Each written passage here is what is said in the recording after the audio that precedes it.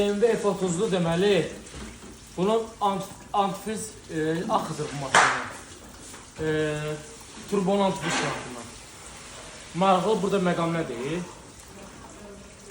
Bu bilinmir antifrizdir, bilinmir sudur. Çox belə qəribə bir şeydir. Su.